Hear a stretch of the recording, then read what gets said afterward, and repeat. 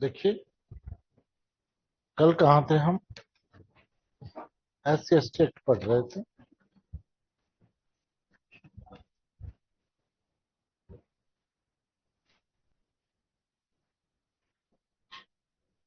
और हमने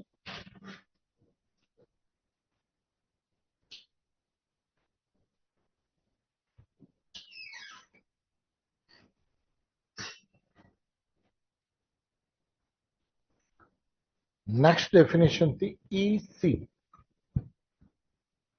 section 2EC, जिसमें विक्टिम को डिफाइन किया गया है, पीड़ित को। इस पीड़ित को क्या किया गया है? डिफाइन किया गया है विक्टिम को।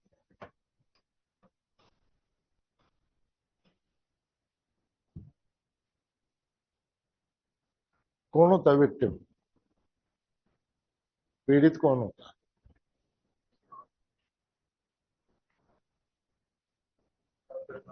वही वही पीड़ित होता है। जैसे मान लो आपने एक्सीडेंट किया और एक्सीडेंट से एक्स की मृत्यु हो गई और वो चला गया स्वर्ग में, फिर कोई क्लेम केस होगा कि नहीं होगा? क्यों? पीड़ित तो वही है और वो चला गया। अब कौन है पीड़ित? सर उसके नातेदार विधिक हमारी बात समझ, ये जो लास्ट लाइन है ना, इसको अंडरलाइन करके क्वेश्चन मार्क बना लो। एग्जामिनर यहीं से क्वेश्चन पूछता है कि वारिस और संरक्षक भी इसमें क्या है? इंक्लूड है। संरक्षक और वारिस में क्या अंतर है?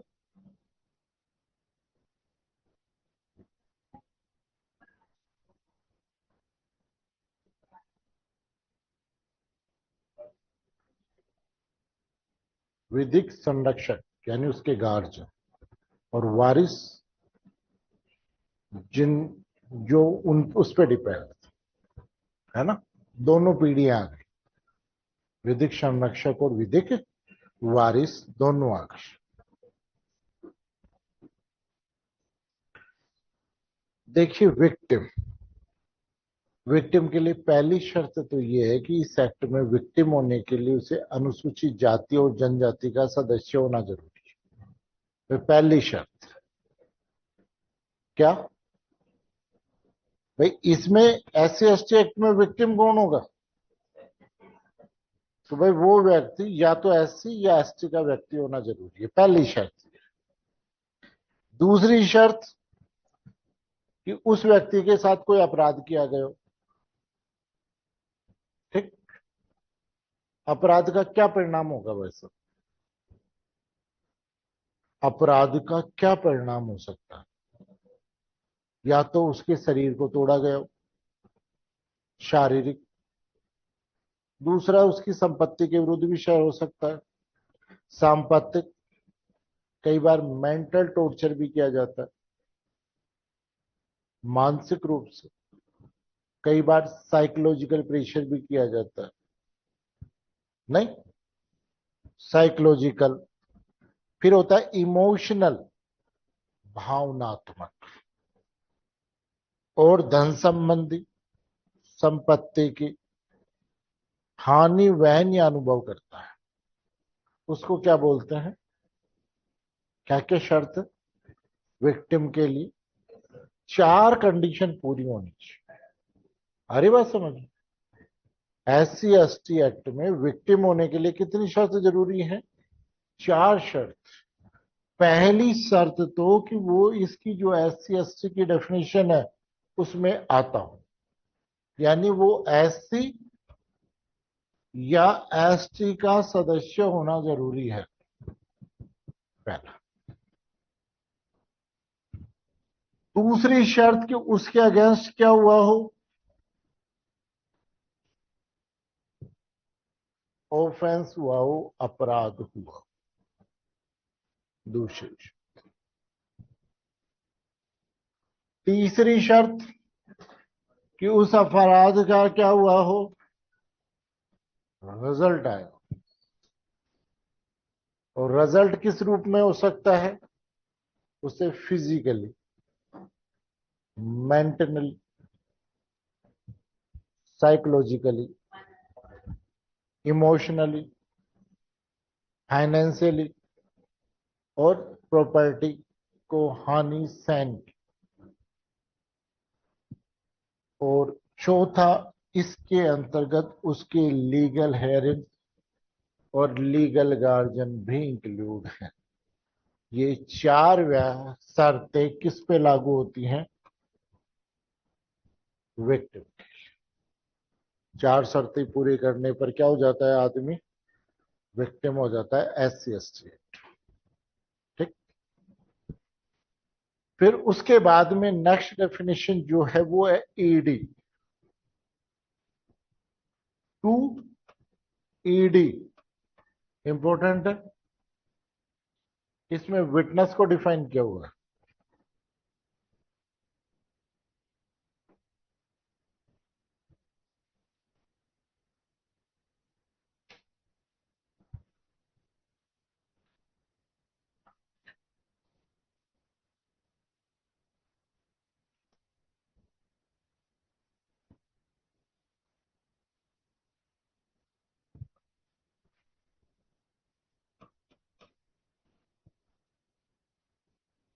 Sorry, witness.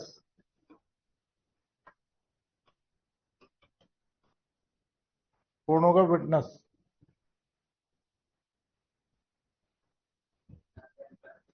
देखो, 3 का वो होती है, इन्वेस्टिगेशन, इंक्वायरी और ट्रायल। समझ गए? पुलिस जो करती है उसको इन्वेस्टिगेशन कहते हैं। चार्ज बहस और जो चार्ज लगती है उसको बोलते हैं हम इंक्वायरी। यानी ट्रायल से भिन्न जो भी प्रोसीडिंग होती है उसको हम बोलते हैं इंक्वायरी। और चार्ज के बाद में जजमेंट तक की प्रोसीजर को हम बोलते हैं ट्रायल। इस दौरान कोई व्यक्ति साक्ष्य देने आता है, उसे साक्षी कहेंगे। कब? भाई जब उसको उस मामले के तथ्य और परिस्थितियों से क्या हो, परिचित, या उस मामले के बारे में कोई जानकारी रखता हो। और वो तीनों स्टेज पर अगर साक्ष्य देने आ रहा है तो उसे क्या माना जाएगा? विटनेस माना जाए। या डॉक्यूमेंट्स पेश करने आ रहा हो, तो या तो कोई स्टेटमेंट करने आ रहा है या कोई डॉक्यूमेंट्स देने आ रहा है, तब हम उसे क्या कहेंगे? विटनेस कहेंगे। विटनेस कौन होगा? ये 3 स्टेज होती हैं क्रिमिनल ट्रायल की, सॉरी क्रिमिनल प्रोसीडिंग की। पहली स्टेज होती है इन्वेस्टिगेशन, दूसरी स्टेज होती है इंक्वायरी और तीसरी चौथी स्टेज ट्रायल। इसमें कोई व्यक्ति मामले के तथ्यों से परिचित है या परिस्थितियों से परिचित है या उस मामले के बारे में उसे कोई जानकारी है, और वो इन तीनों स्टेज में कोर्ट में उसके बारे में या तो स्टेटमेंट करने आता है या कोई डॉक्यूमेंट्स पेश करने आ रहा है, तब उसे हम क्या कहेंगे? विटनेस कहेंगे। और कोई ये कहे चलो आज देख करके आते हैं कोर्ट में क्या चल रहा है, वो वो विटनेस। समझ गए? साक्षी से ऐसा व्यक्ति अभिप्रेत है जो इस अधिनियम के अंदर अपराध के वर्णित किसी अपराध के अन्वेषण, जांच विचार के प्रयोजनों के लिए तथ्य और परिस्थितियों से परिचित है।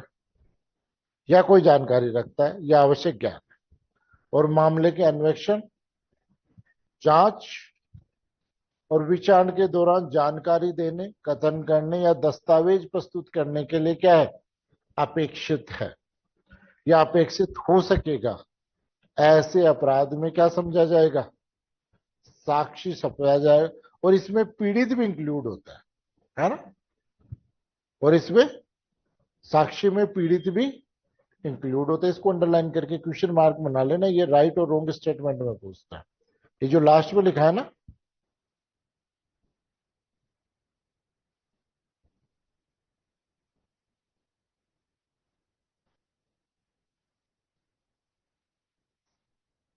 फिर इसकी जो एफ डेफिनेशन है ना, उसको हम बोलते हैं बोरोड डेफिनेशन। क्या बोलते हैं, बोरोड। बोरोड का मतलब क्या होता है, बोरो मतलब क्या होता है, उधार लेना। कि भाई यह हमने जो थी हमारी उतनी तो बना दी, बाकी कोई वर्ड आता है तो उसकी डेफिनेशन का अर्थ कहां से लिया जाए, सीआरपीसी, सीपीसी एविडेंस। और आज की तारीख में बीएनएस, बीएनएसएस और बीएसएस अमेंड हो चुका है। ये गजट नोटिफिकेशन जारी हो गया है ना इसके लिए, कि इनके लिए जहां जहां पर भी सीआरपीसी, सीपीसी और एविडेंस लिखा हुआ है, वहां वहां क्या अर्थ लिया जाएगा, 1 जुलाई 2024 के बाद जहां जहां पर भी जिस जिस एक्ट में भी क्या लिया हुआ है, गजट नोटिफिकेशन जारी हो रखा है ना, क्या आईपीसी की जगह बीएनएस और इंडियन एविडेंस की जगह बीएसए और सीआरपीसी की जगह बीएनएसएस अर्थ लिया जाएगा। एक साथ ही कर दिया, ठीक है। अमेंडमेंट नहीं है, कहीं आप ढूंढते रहो कि दिख तो रहा नहीं सर। तो ये गजट नोटिफिकेशन जारी हो चुका है इस चीज के।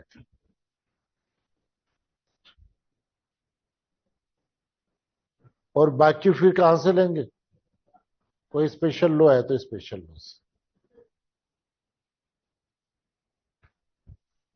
फिर नेक्स्ट डेफिनेशन है एट्रोसिटी, अत्याचार।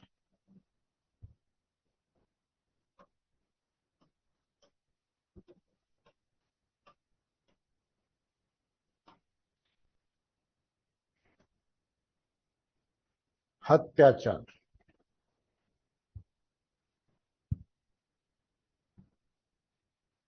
तो सबसे पहली लाइन को अंडरलाइन करके क्वेश्चन मार्क बना लो, सेक्शन 3 की, कि जो व्यक्ति एससी एसटी का नहीं है उसी पर सेक्शन 3 अप्लाई होता है। इस पहली लाइन को, कि whoever not being a member of SC और एसटी, यानी जो शेड्यूल कास्ट और शेड्यूल ट्राइब का सदस्य नहीं है वो ही ये अपराध करेगा। एससी एसटी का व्यक्ति वही करेगा, यानी जो व्यक्ति एससी एसटी का है उस पर ये एक्ट अप्लाई नहीं होता। कौन करेगा, जो अदर देन एसटी। ठीक, पहली शर्त, उस पर ही ये एक्ट अप्लाई होता है ना, सेक्शन 3। तो एक बात समझो, कई बार एग्जामिनर आपको प्रॉब्लम बनाता है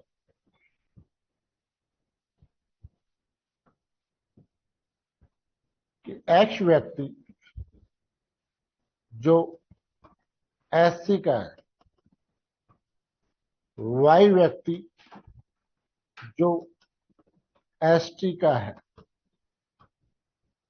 एक्स व्यक्ति जो एसटी का है, एससी का है, वाई व्यक्ति जो एससी का है, को जाति सूचक शब्दों से संबोधित करते हुए सार्वजनिक रूप से अपमानित करता है,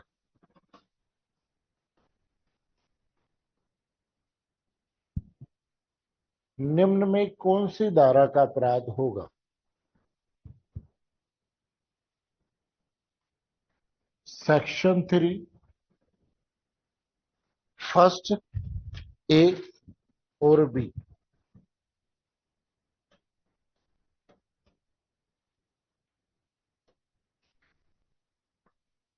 सेक्शन 3 फर्स्ट सी और डी, सेक्शन 3 फर्स्ट आर और एस, नन ऑफ अबव।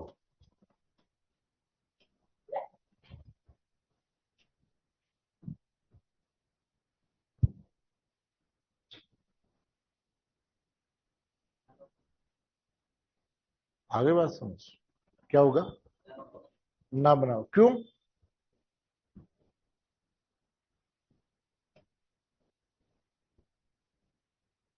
आगे बात समझ कि किस पे अप्लाई होगा सेक्शन 3, है ना? तो जब प्रॉब्लम पढ़ो तो एग्जामिनर का वो देख लेना, है ना?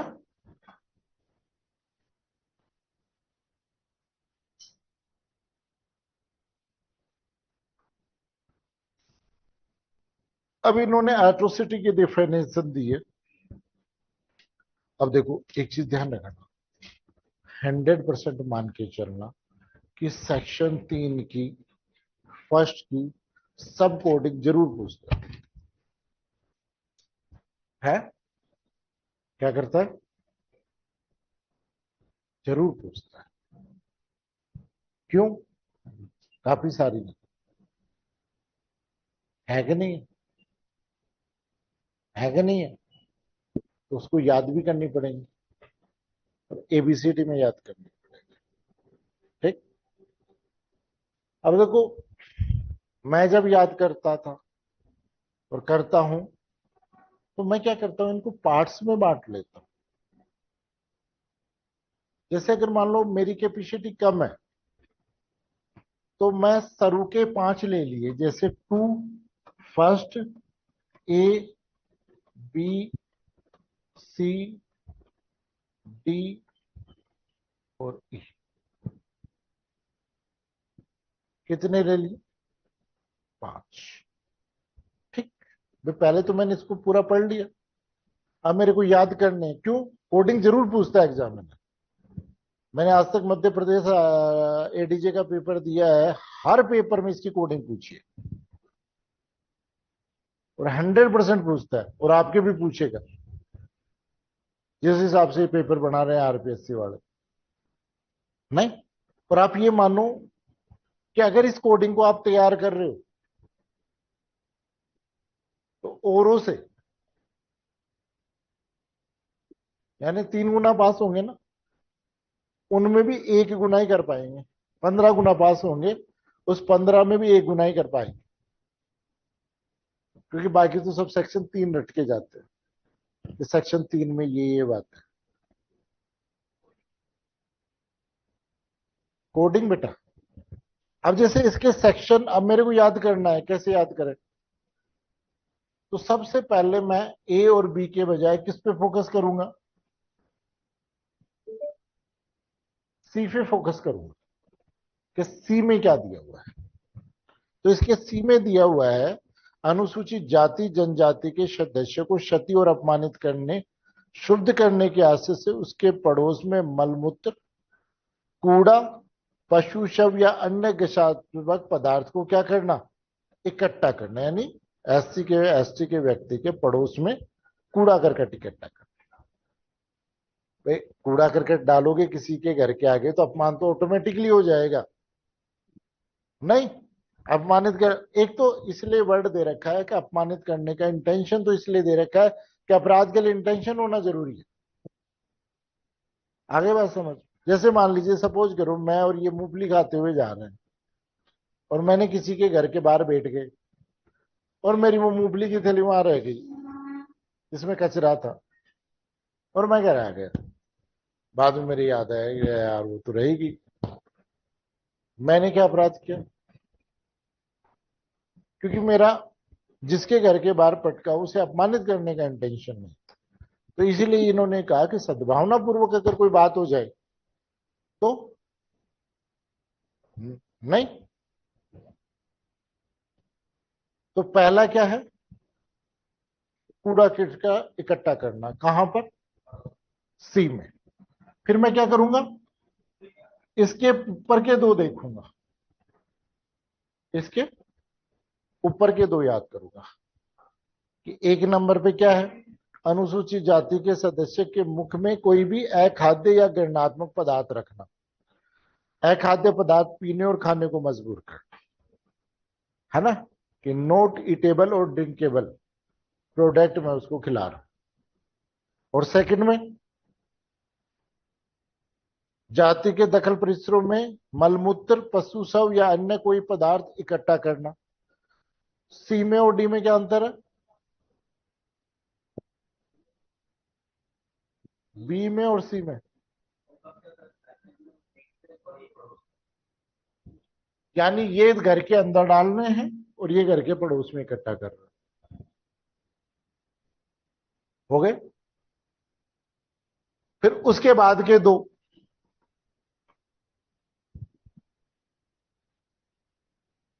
क्या अनुसूचित जाति के सदस्यों को माला पहनाना जूतों की, और सिर मुंडन करके मूछें काटना, शरीर को पोतना, अन्य कार्य करना। डी और ई। अब मेरे को कितना याद करना है, अब ऑब्जेक्टिव में जब आएगा तो मैं इसके बेस पे उत्तर दे सकता हूं। मेरे को 20 में से कितने याद करने हैं, केवल 4। कौन कौन से, ऊपर के दो, नीचे के दो देखने हैं कि ये किसके ऊपर नीचे होगा। अपने आप ही कोडिंग समझ में आ जाएगी, ज्यादा रटने की जरूरत भी नहीं पड़ेगी कि भाई सी को मैंने आइडेंटिफाई किया और इससे ऊपर अनईटेबल कोई चीज खिलाई है मैंने, ए में आ गया। घर में कचरा डाला है, बी में आ गया है। और घर के बाहर इकट्ठा किया है, सी में आ गया। जूतों की माला पहनाया है, अर्धनग्न घुमाया, डी में आ गया है। मूछे आदि मुंडन उंडन करके घुमाया है, ई में आ गया। अब ये 5 साइड कर दो। फिर इसके बाद में ई के बाद एफ, जी और एच पे आ जाओ। किस पे आ गए, एच। इससे पहले एफ, जी, एच, आई और, अब एच पे आ जाओ। एच क्या कह रहा है,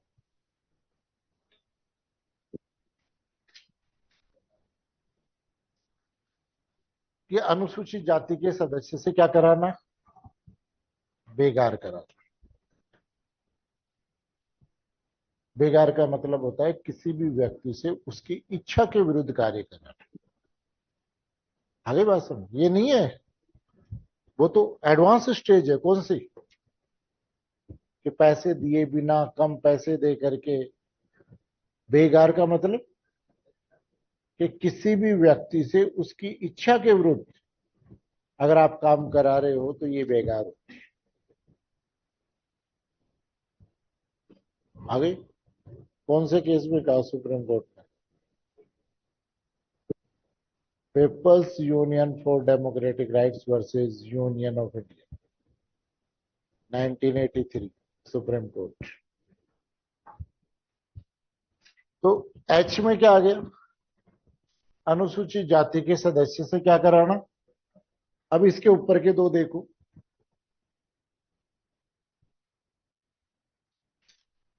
इसके ऊपर के दो देखो, कि आवंटित मकान पे कब्जा कर लेना,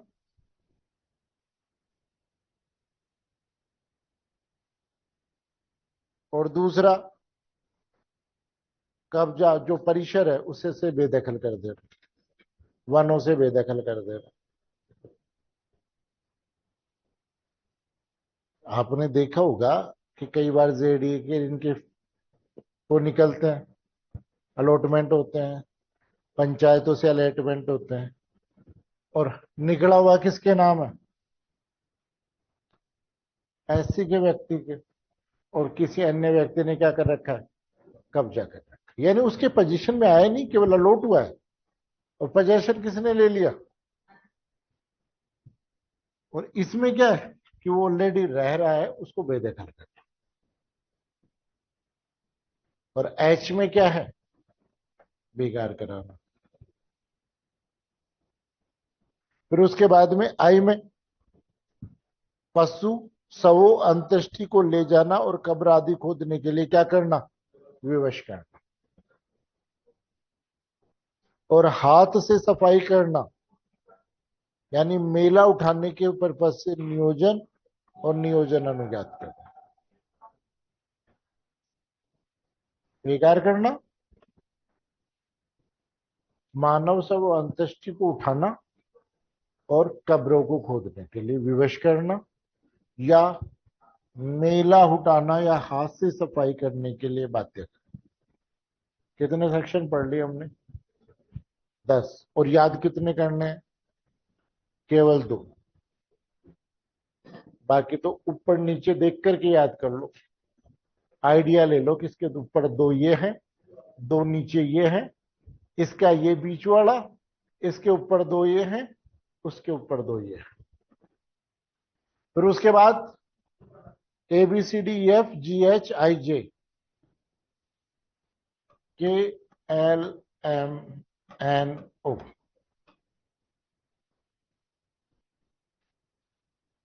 अब किस पे आ जाओ, एम पे आ जाओ।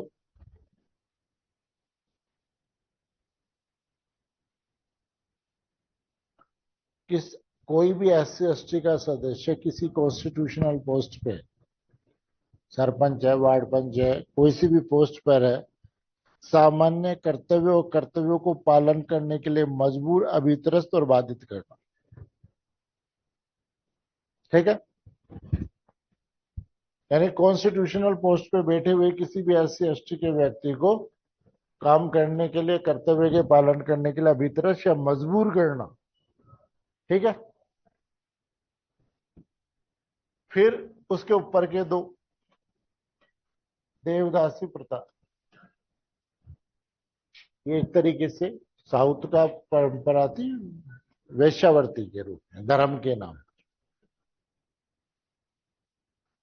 नहीं, फिर उसके बाद में के बाद में एल, अनुसूचित जाति के सदस्यों को निम्नलिखित के लिए अभित्रस्त करना, वोट डालने के लिए, मतदान नहीं करने के लिए, अपना फोरम वापस ले लेने के लिए, और अन्य व्यक्ति का समर्थन नहीं करने के लिए मजबूर करना चुनाव। एल। फिर उसके बाद में एन और ओ, कि मतदान के पश्चात अनुसूचित जाति के सदस्यों को उपति घोरुपति हमला करेगा, सामाजिक आर्थिक बहिष्कार करेगा, धमकी देगा, लोक सेवा में उपलब्ध फायदों से निवारित करेगा जो उसको प्राप्त है।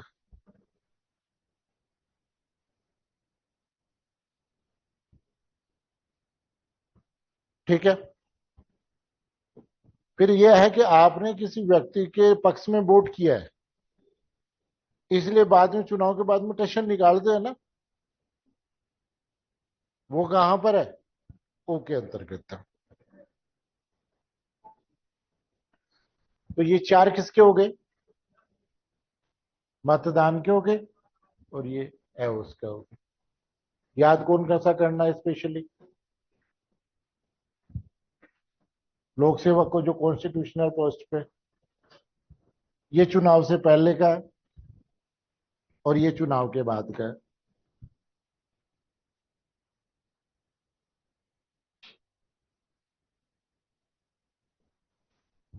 फिर उसके बाद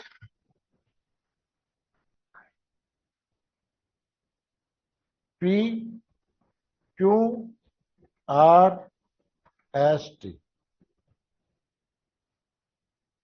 देखना किसको है,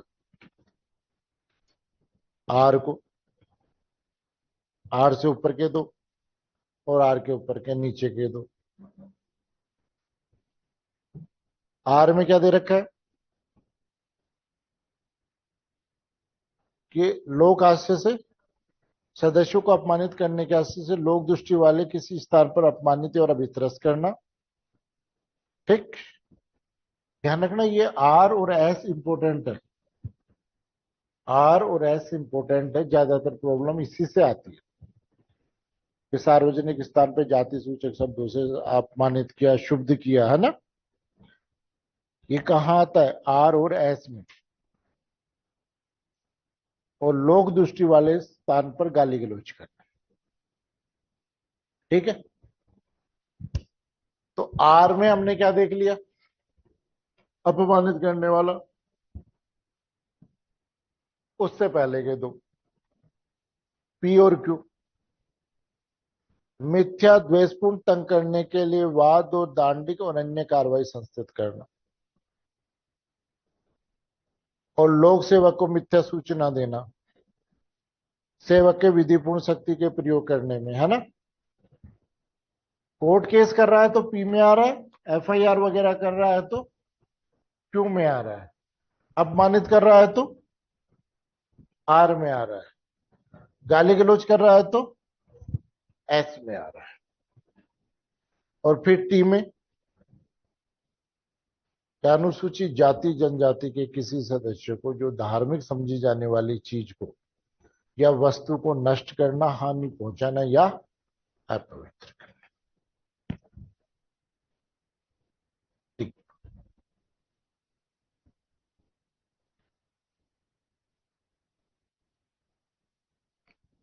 फिर उसके बाद UVW, you V W x और वाई, बीच वाला वर्ड डब्ल्यू, डब्ल्यू इंपॉर्टेंट है, इसको अंडरलाइन करके क्वेश्चन मार्क बना लो, इसके दो पार्ट बना रखे हैं डब्ल्यू के, और डब्ल्यू मतलब वुमन, और वुमन के विरुद्ध अपराध है, डब्ल्यू मतलब वुमन और वुमन के विरुद्ध अपराध, है ना।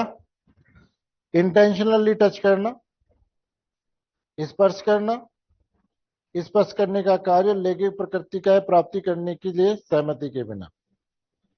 अनुसूचित जाति जनजाति की स्त्री को जानते हुए अनुसूचित जनजाति है, लैंगिक प्रकृति के शब्दों, कार्यों व अंग विक्षोभों का क्या करना, उपयोग करना। यानी सेक्शन 354A और सेक्शन 509 आईपीसी के अपराध कहां पर आएगा, डब्ल्यू में आएगा, महिला के विरुद्ध।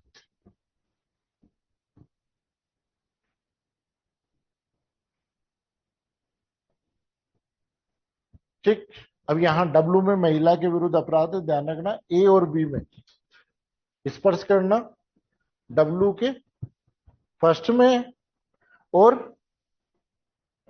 शब्द वगैरह कहना बी के अंतर्गत। फिर उसके बाद में फिर अपन देखेंगे यू और वी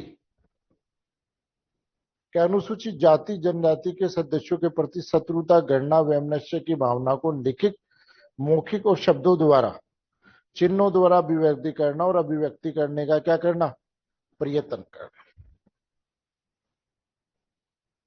एक बात बताओ, इसके टी और वी में क्या फर्क है, टी में और वी में क्या फर्क है।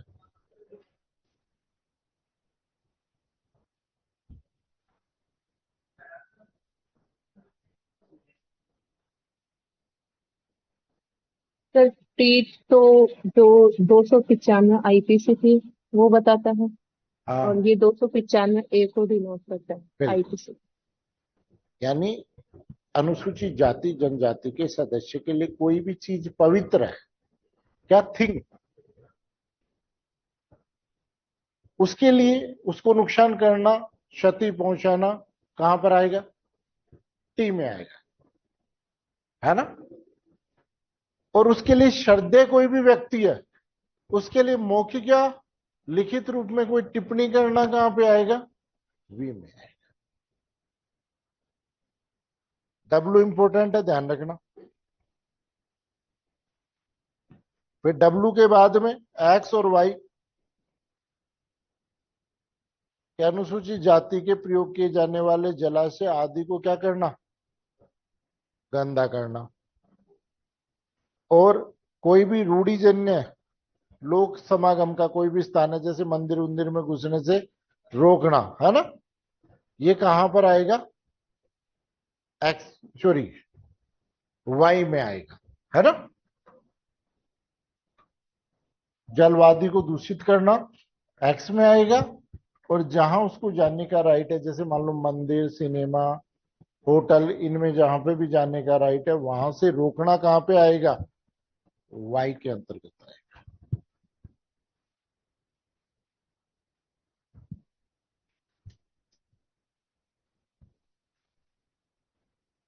फिर आता है Z, Z A, Z B और जेड सी। इसमें याद क्या करना है? जेड बी को। किसको याद करना है? कि जादू टोना डायन अभिकथित करने पर अनुसूचित जाति सदस्य को शारीरिक हानि पहुंचाना, मानसिक यंत्रणा देना, ठीक है। और अनु फिर उसके बाद में जेड का अनुसूचित जाति जनजाति के किसी सदस्यों को गृह, ग्राम, निवास, अन्य स्थान छोड़ने के लिए मजबूर करना या करवाना। लेकिन लोक कर्तव्य में अगर उससे घर छुड़वाया गया है तो इसमें शामिल नहीं है, जैसे भी खाली करवा रहे हैं ना वहां पर B2 बाईपास पर। नहीं, कहते साहब मैं तो SC ST का हूं, मेरा घर तोड़ रहा है, शामिल हो जाएगा क्या? फिर यह क्या कि अनुसूचित जाति जनजाति के सदस्यों को निम्नलिखित के संबंध में किसी रीति से बाधित करना। वह कब्रिस्तान, सरिता, झरना, कुआं, सड़क मार्ग, साइकिल मोटरसाइकिल पर बैठ करके जाने पे, घोड़ी पे बैठ करके जाने से, इनको जाने से रोकना, धार्मिक शोभा यात्रा निकालने से, अस्पताल आदि में जाने से रोकने के लिए, वृत्तिक या व्यवसायिक व्यापार, नौकरी आदि करने से रोकने के लिए। अगर इन कामों को कर रहे हैं तो किसका अपराध होगा? 2 ZA का होगा। और लास्ट ZC,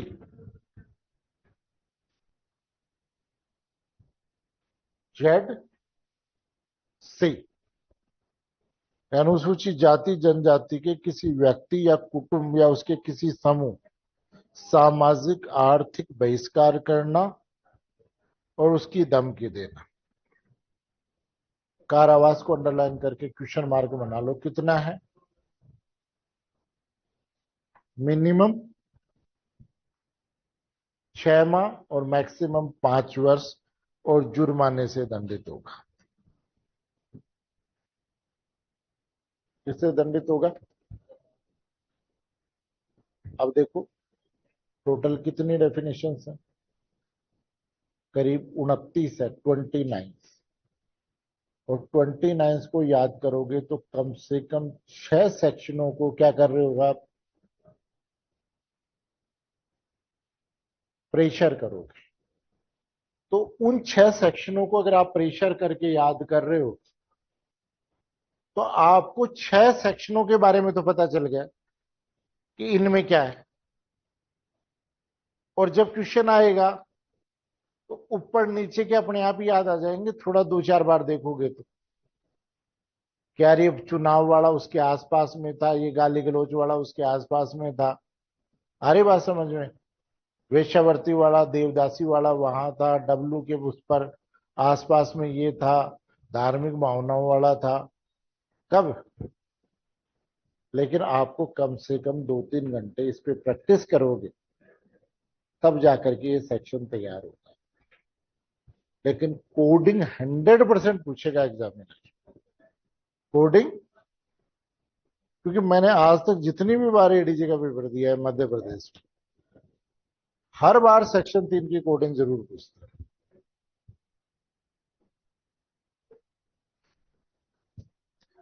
और आजकल आरपीएससी कम थोड़ी है, वो हाईकोर्ट से भी ऊंचे लेवल का पेपर बनाने लग गई। नहीं, उनका तो टारगेट यही हो गया कि पास नहीं होने देंगे। नहीं, लेकिन ये मान के चलो ये वैकेंसी स्पेशल वैकेंसी है भरने के लिए है ना। तो दिमाग में वो पुरानी घटनाओं को कतई याद करने की जरूरत नहीं है। एडीजे के पेपर की बात अलग है और ये चीज अलग है ना। तो उनके अपना पूरा शौक पूरा हो लिया कि एक बार हमने खाली वैकेंसी कर दी, इस बार वैकेंसी पूरी भरी जाए। फिर देखिए इसके सेक्शन 3 का 2, ये सारे सेक्शन 3 के फर्स्ट है। ये सारा का सारा क्या है, सेक्शन 3 का फर्स्ट है। अब देखिए सेक्शन 3 का 2, सेक्शन 3 का 2 कि कोई व्यक्ति अनुसूचित जाति और जनजाति का सदस्य नहीं, मिथ्या साक्ष्य देगा गढ़ेगा, जिससे अनुसूचित जाति जनजाति के सदस्य को मृत्यु से दंडनीय है दोषित कराना और दोषित कराना संभव है, वह आजीवन कारावास से दंडित किया जाएगा। और यदि उसके परिणाम स्वरूप निर्दोष व्यक्ति को दोषसिद्धि हो जाती है और फांसी हो जाती है, तो जो व्यक्ति मिथ्या साक्ष्य देगा या गढ़ेगा वो किससे दंडित किया जाएगा, मृत्यु दंड से दंडित किया जाएगा। सेक्शन 2 फर्स्ट को अंडरलाइन करके क्वेश्चन मार्क बना लो और अपने बैरक के लिए लिख लो। कई बार पूछ लेते हैं कि अनुसूचित जाति जनजाति की किस धारा में मृत्युदंड का प्रावधान किया गया है, तो बैरक के ऊपर लिख लीजिए सेक्शन 3(2) फर्स्ट में मृत्युदंड का प्रावधान किया गया। SC/ST में केवल मृत्युदंड का प्रावधान यही है, ठीक है। ये क्वेश्चन भी पूछ लेते हैं कि किस धारा में मृत्युदंड का प्रावधान किया गया है, कैपिटल पनिशमेंट का प्रोविजन किया गया है।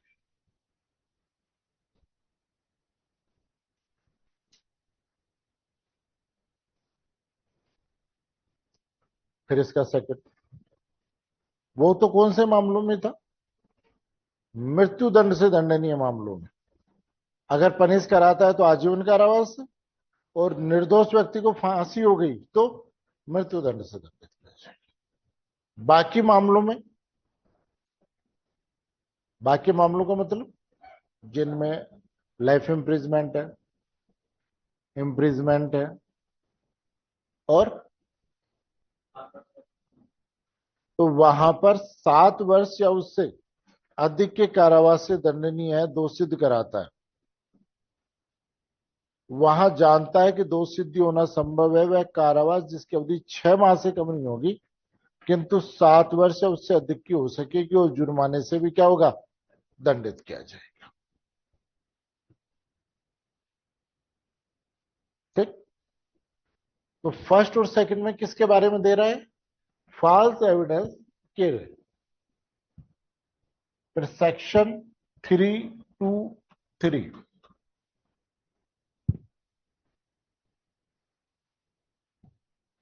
कि अनुसूचित जाति जनजाति के सदस्य को अग्नि विस्फोट पदार्थ द्वारा रुष्टि करेगा, नुकसान करेगा तो 6 माह से कम नहीं होगी, कितनी हो सकती है, 7 वर्ष तक की हो सकती है। ठीक, देखो दो चीजें, इसका 3 और 4 को पढ़ो, इसके सब क्लोज 3 और 4 को पढ़ो, फिर मैं एक प्रॉब्लम पूछता हूं आपको, उसका उत्तर देना।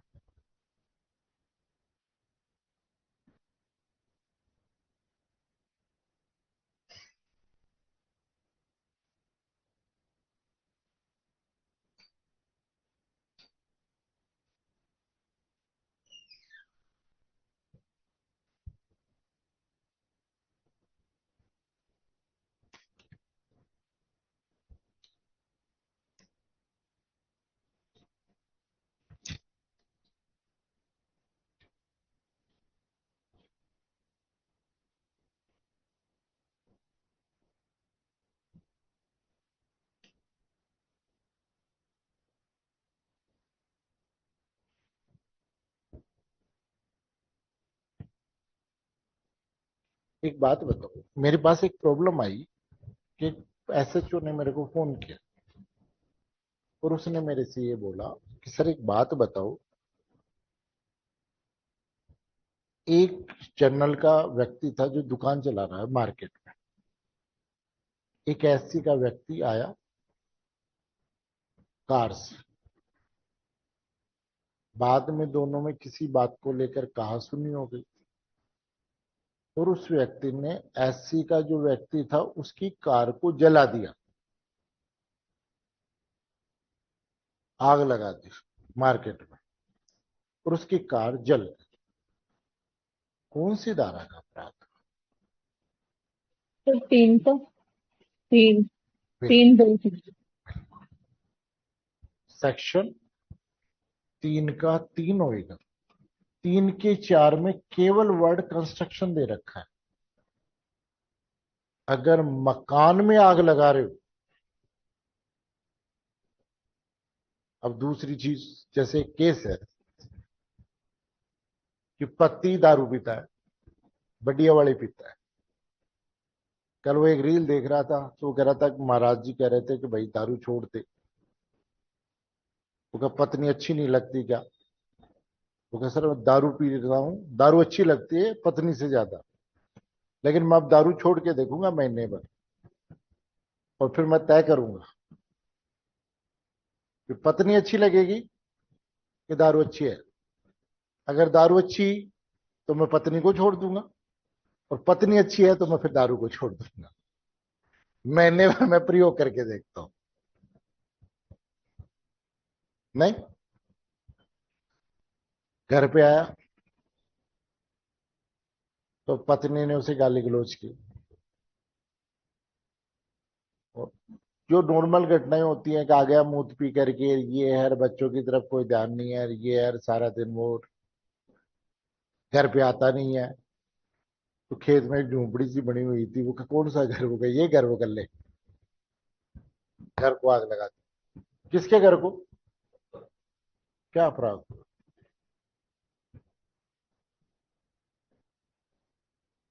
एससी एसटी में तो नहीं हुआ क्योंकि भाई दोनों, फिर भी मिसचीफ का अपराध होता है।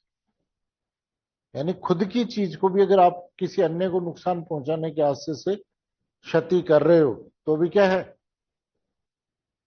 आगे बात समझ। जैसे मान लो मेरा कल सुबह पेपर है और मैंने अंकित से कहा अंकित यार तेरी बाइक दे दे यार, मेरे को पेपर देने जाना है। वो कहा बिल्कुल सर ले जाना, मना ही है ही नहीं।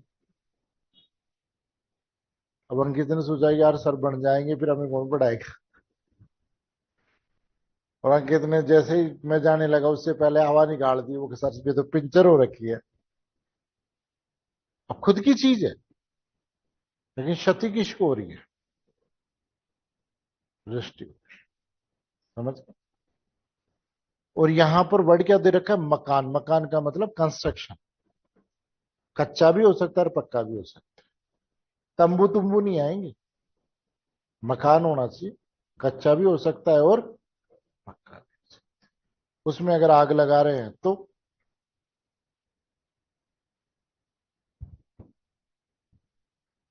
फिर इसका 5।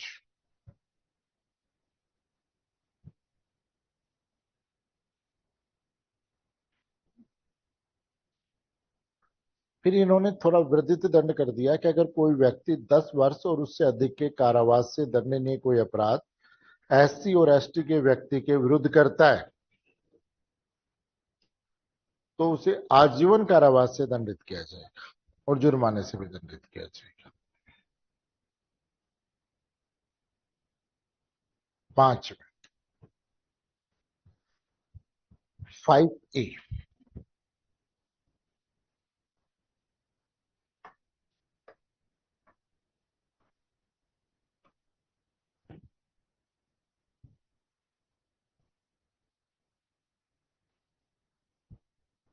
एक बात बताओ, अगर कोई जनरल का आदमी एससी एसटी के व्यक्ति का मर्डर कर देता है तो एससी एसटी एक्ट की कौन सी धारा लगी?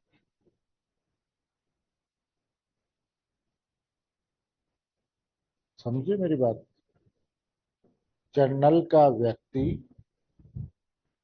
SC ST के व्यक्ति के साथ मर्डर कर दिया,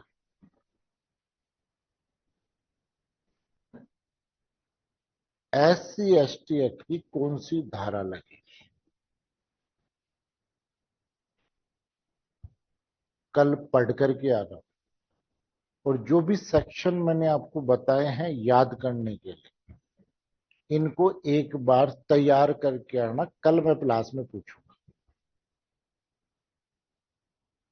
हम आगे तभी बढ़ेंगे क्योंकि हमारे को 90 दिन का टारगेट है, और 90 दिन का मतलब 75 दिन में हमें सब कुछ तैयार करना है। 15 दिन तो फिर हमें प्रैक्टिस के लिए चाहिए, 15 दिन तो हमें प्रैक्टिस के लिए चाहिए। तो कल की क्लास में मैं वापस से रिवीजन भी करवा दूंगा एक बार, और आप लोगों से मैं पूछ भी लूंगा कि ये अपराध कौन सी धारा में होगा।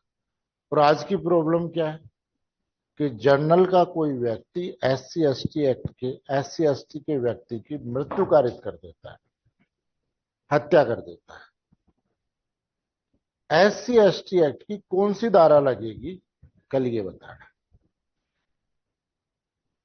दूसरा क्वेश्चन कि जर्नल का व्यक्ति SC की महिला के साथ रेप कर देता है,